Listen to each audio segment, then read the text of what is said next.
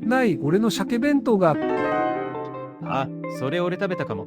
間違えたわ。間違えた。白い紙袋に名前書いてあったけど、いや、似た袋だったんだよ、きっと。中身厚切りの紅鮭だったよな。普通の焼き鮭と間違える。あ、つまり間違えてじゃなくて狙ってだよね。